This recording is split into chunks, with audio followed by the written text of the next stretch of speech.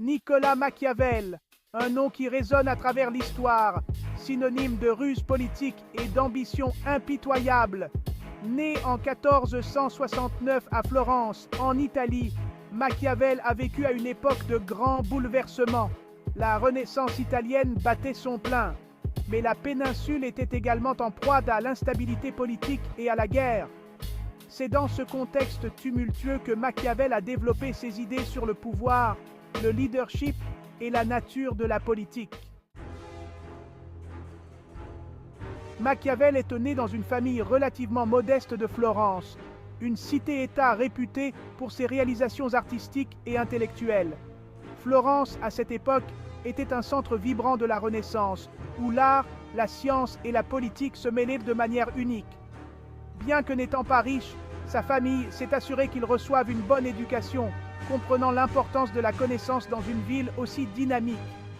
Machiavel a été exposé très tôt aux idées révolutionnaires de son temps.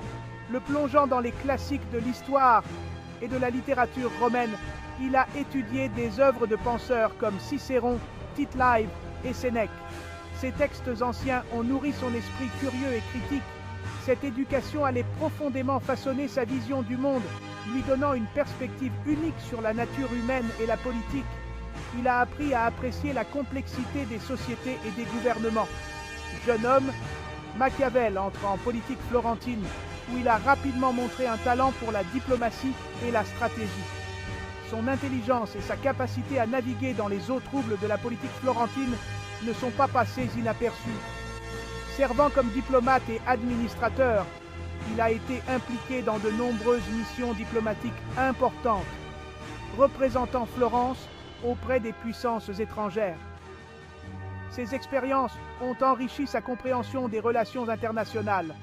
Cette expérience directe lui a permis d'acquérir une compréhension aiguë des mécanismes du pouvoir, observant de près les jeux de pouvoir et les intrigues politiques. Il a vu comment les décisions étaient prises et les alliances formées, et des réalités souvent brutales de la vie politique, où la morale et l'éthique étaient souvent sacrifiées sur l'autel de l'ambition et du pouvoir.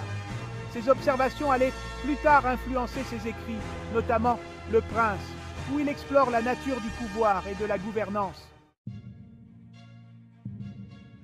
En 1513, la vie de Machiavel prend un tournant dramatique.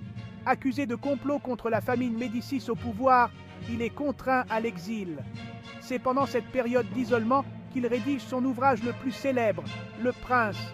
Ce mince volume, dédié à Laurent de Médicis, se veut un guide pour les dirigeants sur la manière d'acquérir et de conserver le pouvoir.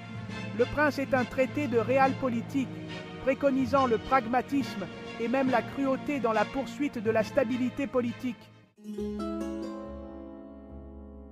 Le Prince a rapidement gagné en notoriété pour son approche amorale du leadership. Machiavel soutenait qu'un dirigeant devait être prêt à mettre de côté les considérations éthiques lorsque cela était nécessaire pour assurer la survie de l'État. Cette focalisation sur l'opportunisme plutôt que sur la morale a conduit à la création du terme machiavélisme. Le machiavélisme en tant que concept en est venu à décrire une approche cynique et manipulatrice du pouvoir, souvent caractérisée par la tromperie, la flatterie et la volonté d'exploiter les autres. La fin justifie les moyens, une maxime controversée. La phrase la plus célèbre attribuée à Machiavel est peut-être « la fin justifie les moyens ». Bien qu'elle ne soit pas directement énoncée dans Le Prince, cette maxime résume l'argument principal du livre. Le but ultime d'un dirigeant est la préservation de l'État, et toute action entreprise pour atteindre cet objectif est justifiable. Cette idée reste profondément controversée, soulevant de profondes questions éthiques sur les limites du pouvoir et la nature de la morale politique. Remettre en question le statu quo, les aspirations politiques de Machiavel. Machiavel, un penseur visionnaire de la Renaissance, a toujours cherché à comprendre et à influencer les dynamiques du pouvoir politique. Ses écrits, bien que controversés, ont laissé une empreinte indélébile sur la pensée politique moderne. Pour bien comprendre l'impact de l'œuvre de Machiavel, il faut comprendre le contexte dans lequel elle a été écrite. Florence, sa ville natale, était un centre de culture et de commerce. mais aussi un lieu de conflits politiques intenses. Les luttes de pouvoir entre les familles influentes et les invasions étrangères ont façonné la vision de Machiavel sur la nécessité d'un leadership fort. Au XVIe siècle, l'Italie était une région fragmentée et instable, constamment à la merci des puissances étrangères. Les cités-États italiennes, comme Florence, Venise et Milan, étaient souvent en guerre les unes contre les autres, et les invasions de la France et de l'Espagne ajoutaient à cette instabilité. Machiavel a observé ces événements de près, ce qui a profondément influencé ses idées sur le pouvoir et la politique. Machiavel aspirait à une Italie forte et unifiée, estimant que cela ne pouvait être réalisé que par un leadership décisif et parfois impitoyable. Il croyait que les dirigeants devaient être prêts à prendre des décisions difficiles et à utiliser tous les moyens nécessaires pour maintenir l'ordre et la stabilité. Cette vision pragmatique et parfois brutale du pouvoir est au cœur de son œuvre la plus célèbre, Le Prince. Le Prince peut donc être interprété à la fois comme une analyse cynique du pouvoir et comme un appel patriotique à l'action. Machiavel y décrit les qualités d'un leader efficace, capable de naviguer dans les eaux troubles de la politique de son temps.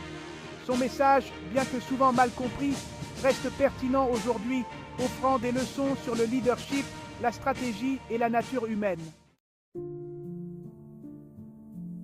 L'exil de Machiavel et les discours sur Tite-Live. Pendant son exil, Machiavel a continué à écrire de manière prolifique. Outre Le Prince, il a écrit Les discours sur Tite-Live, un ouvrage plus complet examinant l'histoire de la République romaine. Ce livre révèle une facette plus nuancée de la pensée de Machiavel. Dans les discours, il explore les avantages du gouvernement républicain et l'importance de la vertu civique. Cette contradiction apparente entre ces deux œuvres majeures a suscité de nombreux débats sur les véritables convictions de Machiavel. Réalisme ou diabolisme, les deux visages de Machiavel. Machiavel était-il un cynique au cœur froid qui pensait que la morale n'avait pas sa place en politique? Ou était-il un réaliste pragmatique qui comprenait les dures réalités de son époque? La réponse, comme Machiavel lui-même, est complexe et multiforme. Il ne fait aucun doute que le prince prône une approche impitoyable du leadership.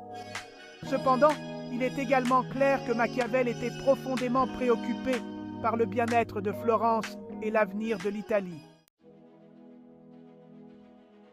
L'influence durable de Machiavel, de Shakespeare à aujourd'hui. Quelle que soit la façon dont on interprète son œuvre, l'impact de Machiavel sur la pensée occidentale est indéniable. Ses idées ont influencé des penseurs aussi divers que Francis Bacon, Jean-Jacques Rousseau et Friedrich Nietzsche. Son influence se retrouve dans la littérature, des pièces de Shakespeare aux thrillers politiques modernes. Aujourd'hui encore, le terme machiavélique est utilisé pour décrire un comportement rusé et manipulateur dans divers domaines de la vie, des affaires aux relations personnelles. Séparer l'homme du mythe, comprendre le contexte de Machiavel. Pour apprécier pleinement l'héritage de Machiavel, il est crucial de séparer l'homme du mythe.